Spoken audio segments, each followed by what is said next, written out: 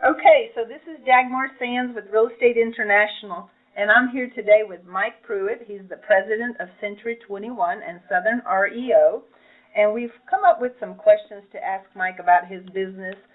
He is very successful, has been in this business for how many years, Mike? This will be my 30th year. 30th year, so he's been in it almost as long as I have. So we were going to ask you, I know you run two companies, Century 21 and Southern REO, so can you tell us a little bit about the difference between the two companies? Well, Southern REO is a niche team that now operates within our Century 21 franchise. So I get the pleasure of managing two businesses every day. Southern REO specializes in the management, sale, and of lender-owned assets, foreclosures or REOs. And I've had that business for almost 25 years now, and we're high volume transactionally. Last year in 2015, we joined Century 21, and Southern REO became a team within that Century 21 franchise. So part of my day is spent on Southern REO business. The other part of the day is spent working with our agents on their business on the Century 21 side. And how many total agents or associates do you have? Today we have about 60. That's a great number. And when you got into real estate, what inspired you to get into the business? You know, I don't think I really understood the business very well, or I probably wouldn't have gotten into it, because I don't think at that time, I was about 25 years old. I don't think I considered myself a salesman at that time. I was looking for the ability to work for myself. I didn't have any money. I didn't have any training. I didn't have any education that would allow me to do that. I had no family resources, so real estate was a way for me to go to work for myself, but not have large amounts of capital at the time to invest in, like buying a business. So it kind of drew me, but I had absolutely no understanding what real estate really was. So with real estate constantly changing these days, where do you see the real estate in the next 5 years? So I don't think that technology is going to replace agents. I don't see that in my view. If I had to make a crystal ball projection, I would say that we're going to have a lot fewer agents doing a lot higher production.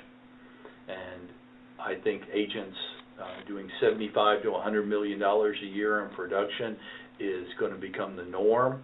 And agents that are doing less than $10 million a year in production are going to go away.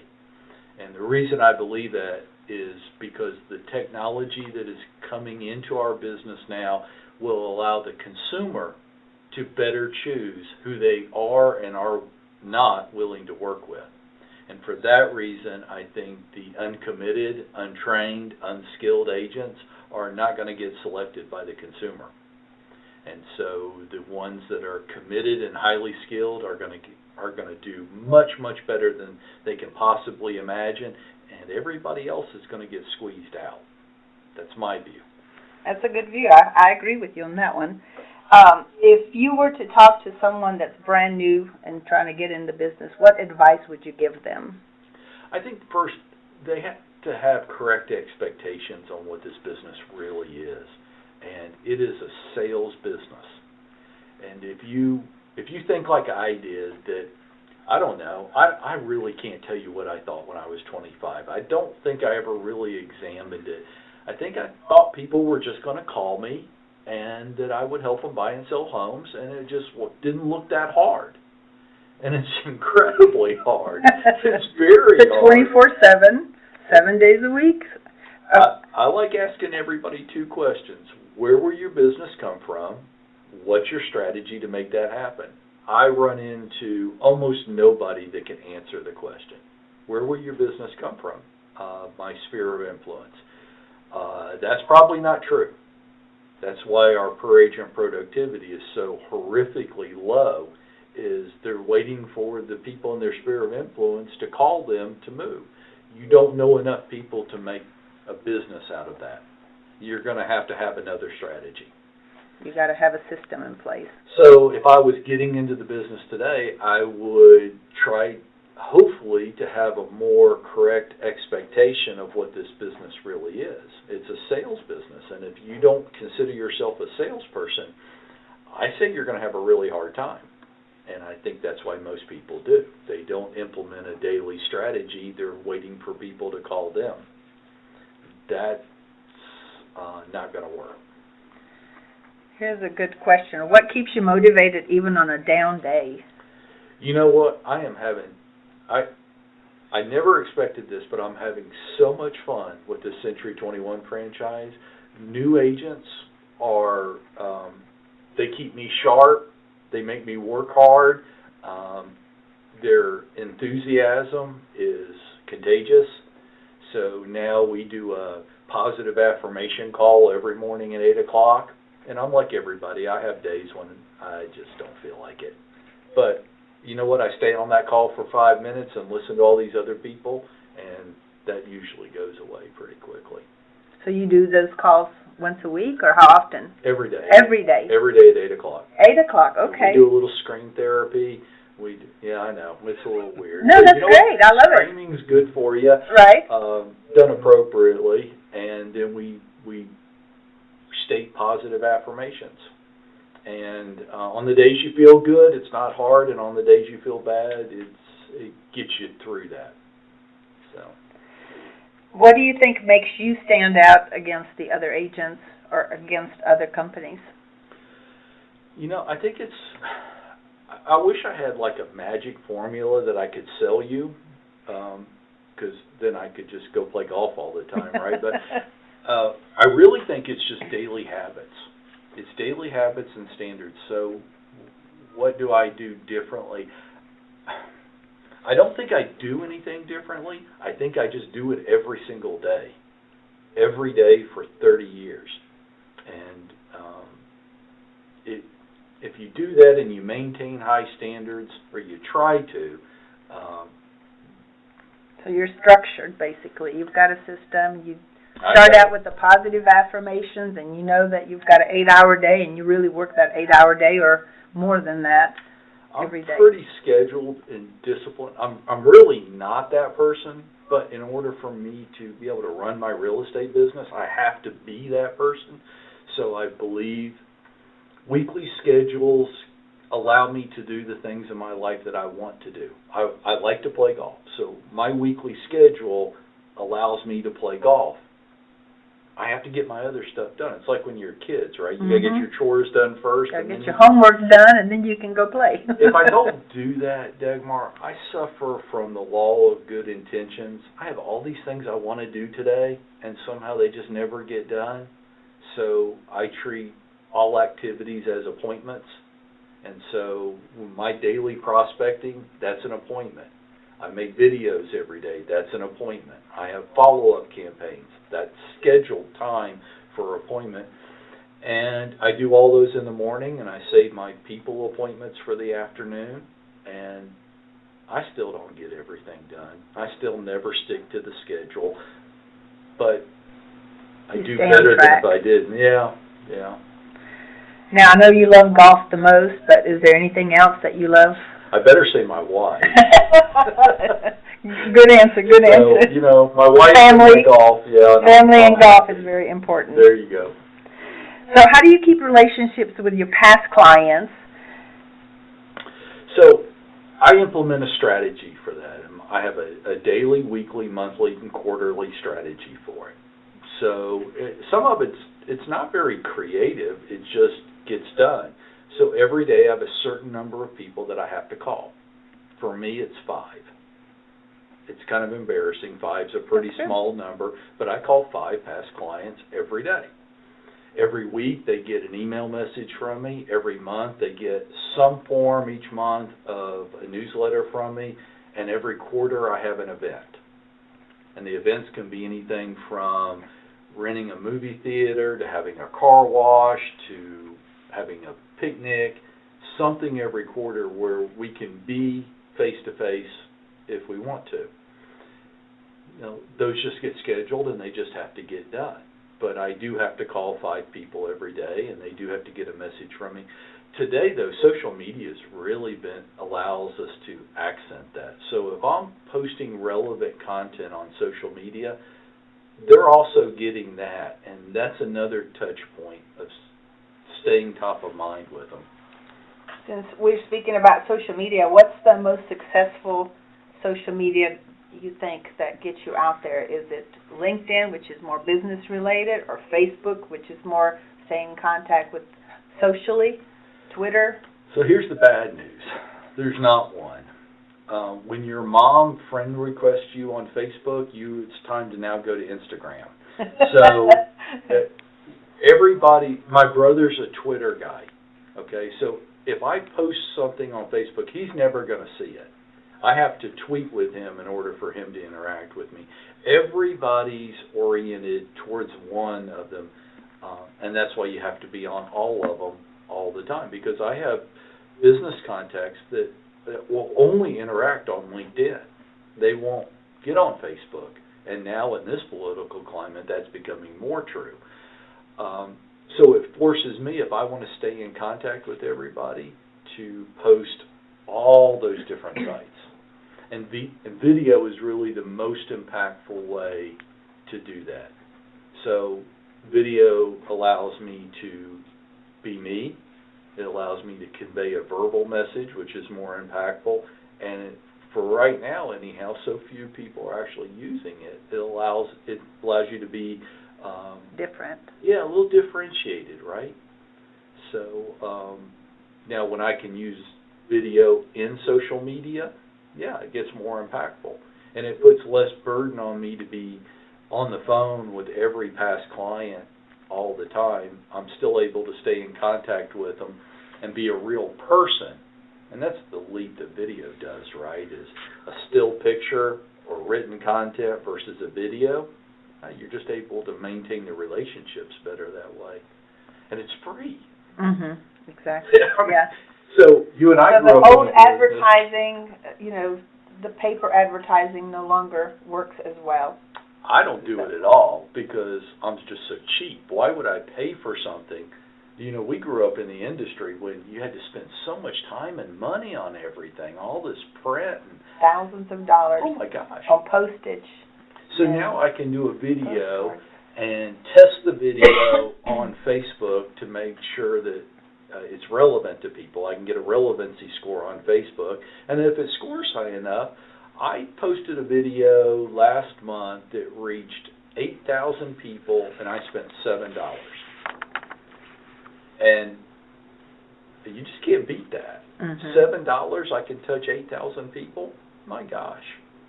Was that video had to do anything with the REOs, or was it for just Century 21 general real estate business? It's really interesting if you get into the relevancy testing with Facebook on what people want to see and what they don't. The most watched videos that we created really had very little to do with real estate at all. It had the most watched video that I've ever done was on work-life balance in your real estate business, how you achieve that. The second most watched video we've ever done was on realtor personal safety, how to get yourself out of an uncomfortable situation quickly. The two most watched videos. It didn't have anything to do with how many houses you can sell this year, which I find really interesting. Yeah, but it is definitely needed with today's world. But it kind of shows you where people's concerns are. I mean, work-life balance is a struggle for a lot of people. And then personal safety, there's a lot of weird people out there right now. So how do I, if, I'm a guy, and I'm a guy, most people just wouldn't bother with me. But like for you, you're a woman, and this is a vacant house, and you're going to walk inside that house, that's got to be a safety concern. Of course. So, not that you need to beat anybody up, but how can you remove yourself quickly from that bad situation? Right. Great information. With the mobile apps and everything that's happening today, is there any one particular mobile application that you use? Okay, this is going to sound like a commercial. It's really not. But Century 21 has a mobile app. It's called Zap.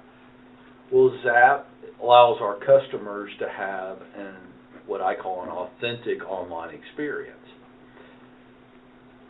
And that app, I can't share that with anybody without them just becoming raving lunatics about it. Zap allows people from their phone to be driving around and see a house that's of interest to them, open the app, and the house comes right up in front of them. The house you're closest to when you open the app.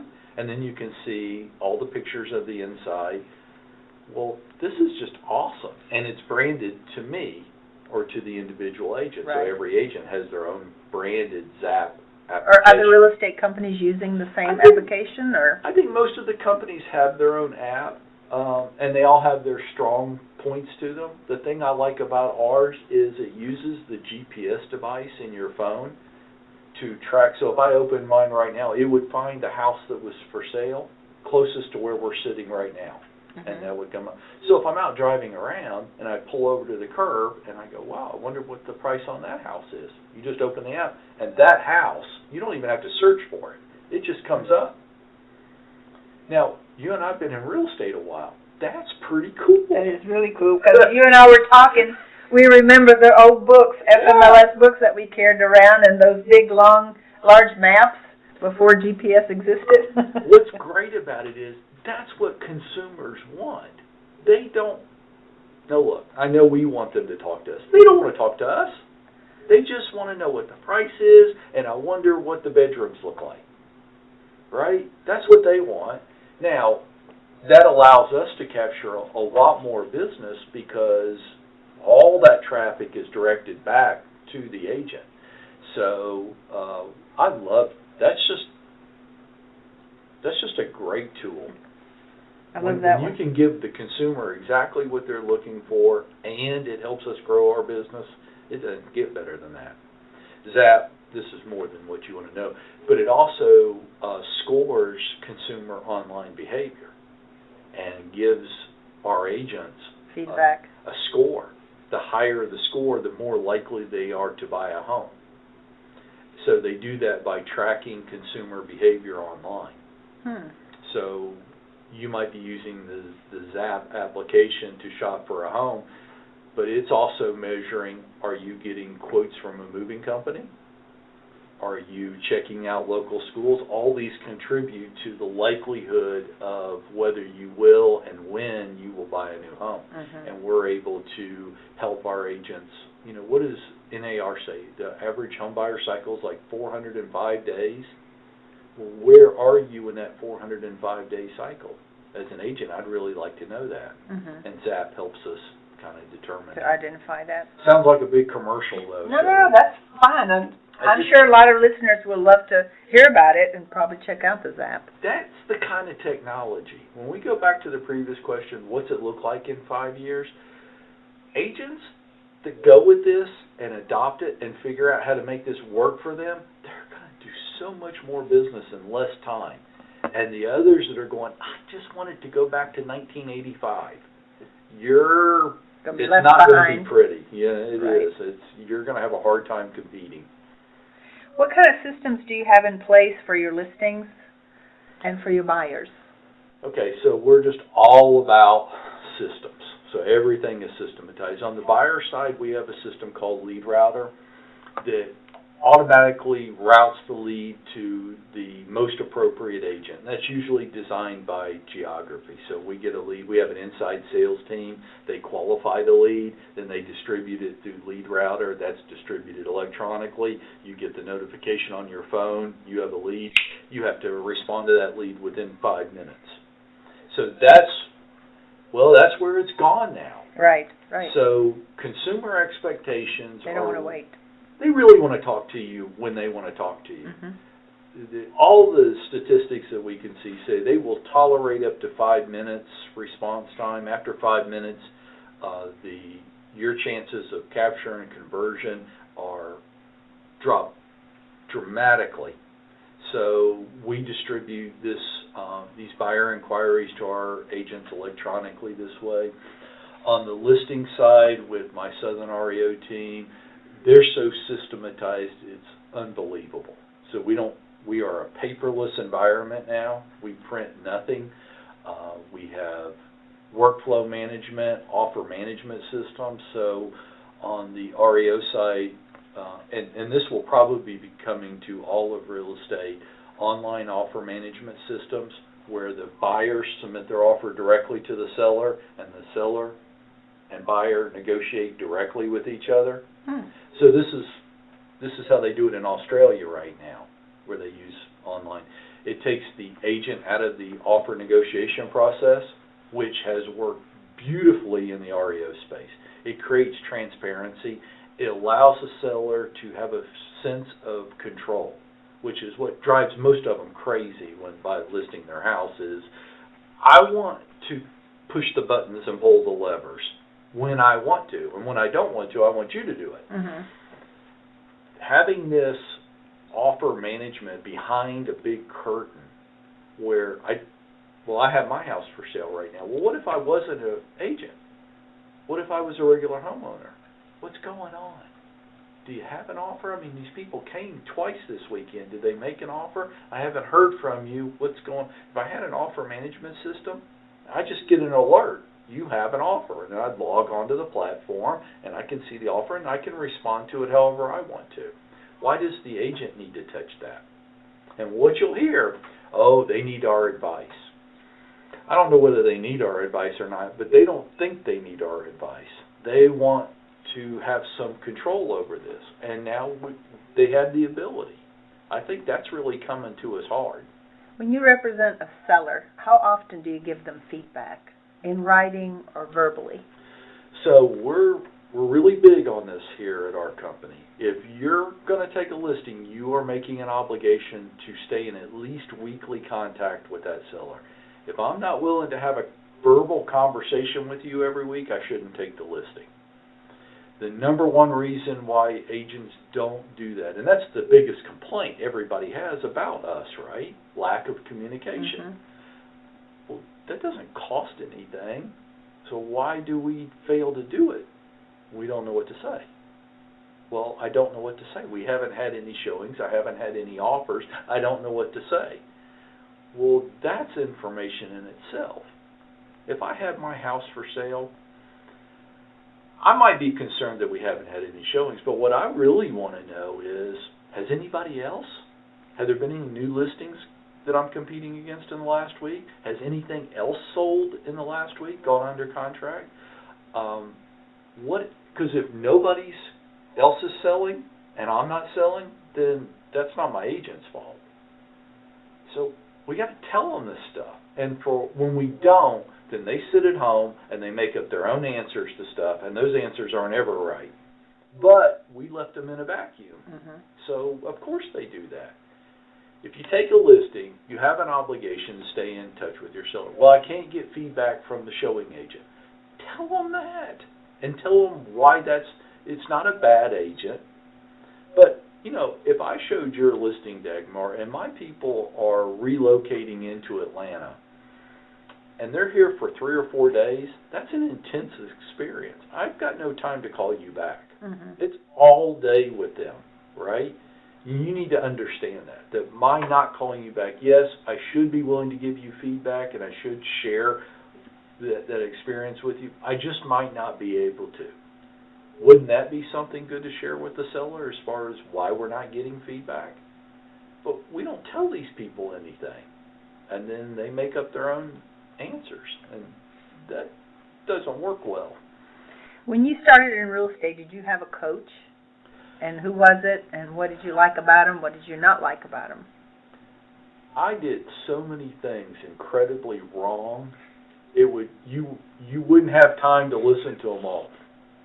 If I did anything right, it was this, and it wasn't on purpose. I pretty much there's no coaching thing out there that I haven't been to. Now, I put a lot of emphasis on Mike Ferry. Tom Ferry, I love Tom. Tom's a younger, more interesting, higher energy version. John Cheplack is a coach that I still work with today, and John's a really smart guy, more modern in his approach and some of the social media strategies. But I did everything. Jerry Bresser, you ever took it? I haven't heard of Jerry Bresser. that was so horrible, but I learned more in those 3 horrible days than I learned in almost anything, memorizing scripts and dialogues. Tom Hopkins and Buffini. I did Hopkins. I've done. You know what? Couldn't you? Anybody out there listening to me right now, take everything you can get, and if you think you can't afford it, that's why you need to do it. Exactly. And that was absolutely. I had a friend early on in the business, and I kept saying, he says, you need to go to that Mike Ferry thing. I'm like, I can't afford to do that. He's like, I know. That's why you need to go. I know, but I can't afford it. I know. Can't afford not to do it. Go borrow, beg, steal, do whatever you have to do to go, but go. And it was absolutely the best advice. And now I'm running a company, and that's the number one thing people say to me, oh, I can't afford it. I know. That's why you need to go. Great advice. Now, did you ever work on a team, or did you work individually? And what do you think are the pros and cons of being on a team or just working individually?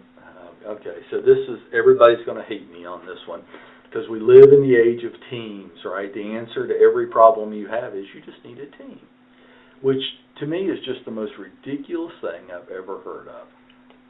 So I have a team, but I didn't start out to create a team. It just happened naturally. So, I just chuckle with all this team stuff that's out there. Why does anybody need a team?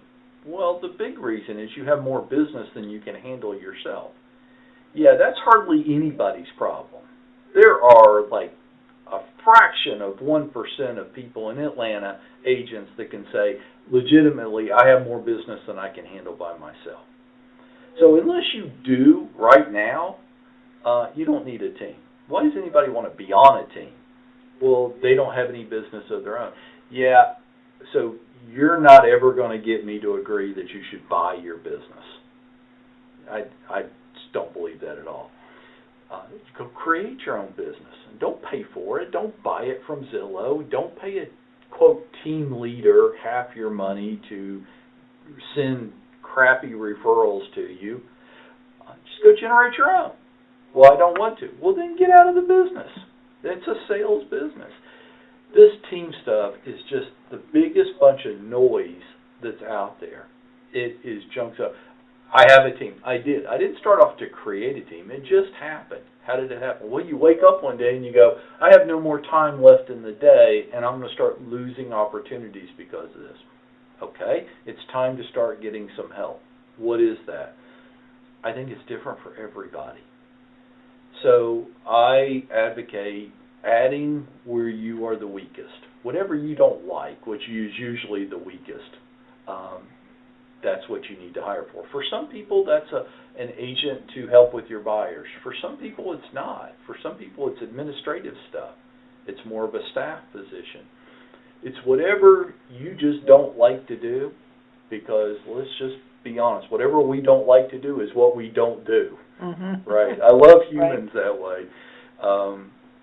So you add to yourself, but add complementing personalities, people that are good at what you're not good at and don't like. So for me, I just hate accounting stuff. I don't work for money. I hate the money. I don't ever even want to pay attention to it.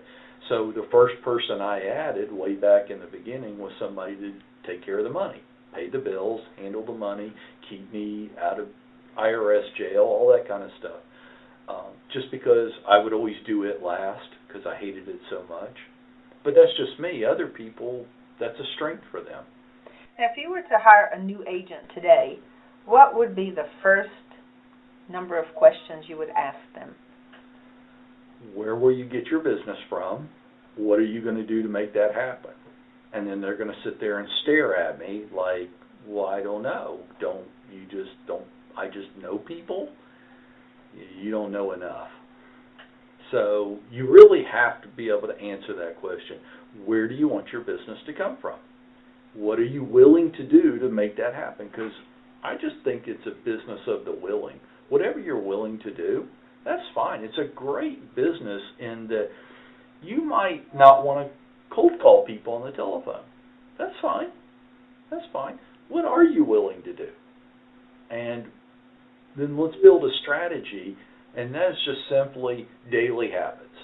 Okay, so every day when you wake up, here's the things you're going to do today. And I mean 5 days a week, every week. And I think there's too many people that were like me that got into this business thinking that it was something that it is not. If you just think that real estate's going to lunch with people and drive a big car, you're just wrong. It's not that at all. It's sales. What's one of the funniest stories about a client or any transaction you've done? Do you have anything that stands out that you remember till this day? That was either your favorite or funniest? My wife will tell you, I'm just so boring. We had a property, a bank-owned property out in Cobb County that had a 23-foot Cobra water fountain in the front yard. So apparently the people that owned the house before were big into sharks and dolphins.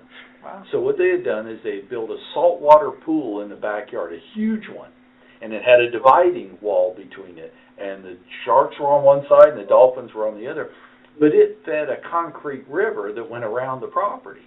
And that concrete river eventually fed to the Cobra water fountain. And the water would come out of the Cobra's. Well, the Cobra head was taller than the top of the house, if you can picture all this. And I sold that. Who buys that house, right? I just remember at the closing that day, I was like, I am the greatest salesman in the world. Did you ask the buyer why he bought that property? I didn't. I just wanted him to close, and I wanted to get as far away from it as I could. It was just a horrible property. And what was one of your most challenging transactions in your career, and how did you overcome it and get over the finish line? So maybe not just one, but family and friends. Family and friends are the hardest transactions that God could ever put down in front of us. Every single one of them, every time. And if any of my family and friends are reading or watching this, I am talking about you. Because there's that familiarity, because there's no lines to business. I've just never had a personal transaction with family or friends that was anything but torturous. I would say at least 75% of the exceptions I deal with as the broker here are all family and friends. I'm helping my girlfriend buy a house and her father's involved in the process. Okay, I would go get some medication because this is going to be brutal. Aunt Sally is coming in to help them look at homes. Okay, buckle up. So family and friends are the most challenging. You know what the funny thing about that is? Every agent I talk to, where's your business going to come from? Family and friends? I'm like, oh, you don't want that to happen. Good luck. You need some strangers mixed in there, right? Well, I really appreciate you answering all of our questions. I think many of the people that are reading or hearing this interview are going to enjoy the answers and learn a lot from them. And I think it came from the bottom of your heart, and it's genuine. And I think if they listening, they better listen to the advice you have given them, because it's great advice of somebody that's been in business for many, many years. So, well, thank you. This is such a great business. I mean, you're really getting to help people with one of the most important things in their lives, right? And I'm in the process of selling my house and buying another one, and I am just the person that will say this. It ought to be a license law requirement. We should all have to move every 3 to 5 years. Because it creates great empathy with what our customers are going through. So. Exactly. Well, thank you again, Mike, for being with us, and best of luck and success in the future. And we hope that we can do many transactions together. Let's co-op again together. All right. You're sweet. Thank you.